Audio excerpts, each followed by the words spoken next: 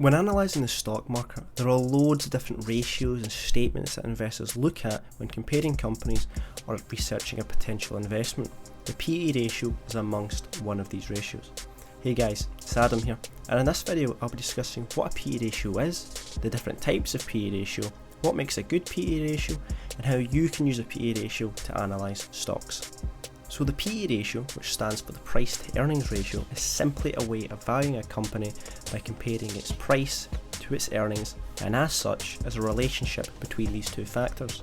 It shows an expectation of the market and indicates how much an investor will have to pay for every dollar of earnings. It's also a very powerful value investing instrument, which is where the price of a stock is less than or equal to its value. And value investing is actually a core reason Warren Buffett and Charlie Munger made their billions. It's important to keep in mind that a stock's value and its price are not the same thing, as a stock's value can be derived from more than just its price, such as its reputation and its growth potential. It also goes without saying really that if a stock's price is greater than its value, you shouldn't invest in it. And luckily enough, the PE ratio can help you determine whether or not this is the case. You can calculate the PE ratio by dividing the share price by the earnings per share, EPS.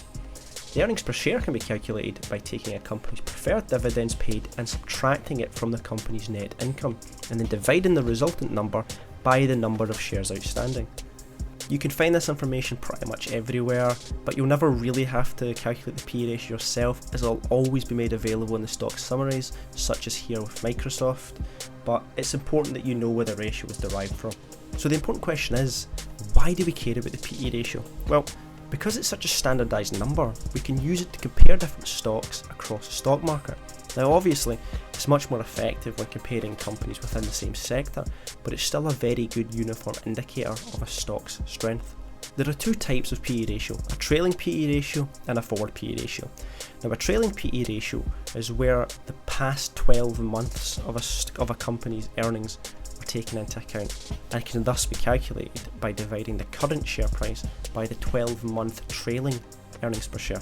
The trailing PE ratio is actually amongst one of the most popular valuation methods, as it's one of the most accurate. This is because it uses a company's actual historical earnings rather than its predicted future earnings, and thus the information is more sound. However, the trailing PE ratio can mislead investors, as there's no guarantee that earnings will remain constant going forward.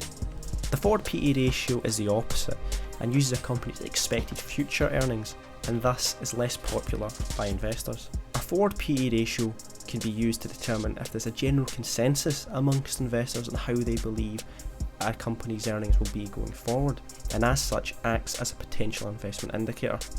However, similarly to the trailing PE ratio, the forward PE ratio can also be misleading, as there's no guarantee that the future predictions are accurate.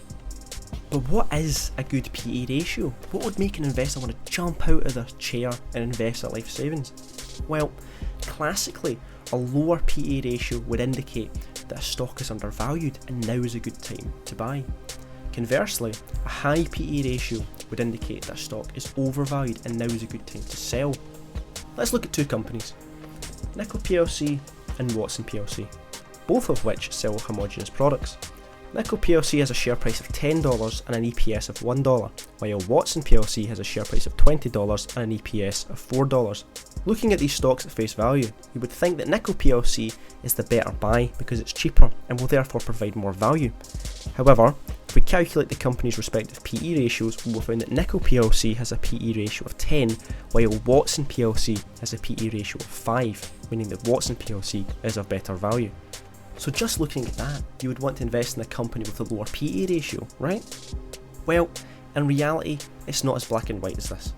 You see, a high PE ratio could also indicate that a company is expecting higher future earnings going forward, which will excite investors and therefore they will invest more money. Now what this does is it drives the share price up whilst earnings remain constant. And this could be justified for if the company does in fact have expansion plans, new products, etc. etc. A low PE ratio may indicate that a company has a lack of potential future growth, and therefore investors are perhaps losing confidence in the company and pulling their money out. What this does is it drives the share price down whilst the earnings remain constant. So it's important to understand that high or low PE ratios aren't inherently good or bad. Let's look at a company that has a very high PE ratio, yet still manages to gain increasingly massive amounts of investment from investors. Of course, what I'm talking about here is Amazon, which currently has a PE ratio of around 90, with its highest being an astonishing 3,732.43 in September of 2012, which is just crazy. So does this mean it is exceptionally overvalued? Well, not necessarily. Now, while Amazon is fundamentally overvalued, especially since it doesn't pay dividends, its large expansion plans and introduction of new products such as Amazon Prime can somewhat justify it having such a large PE ratio.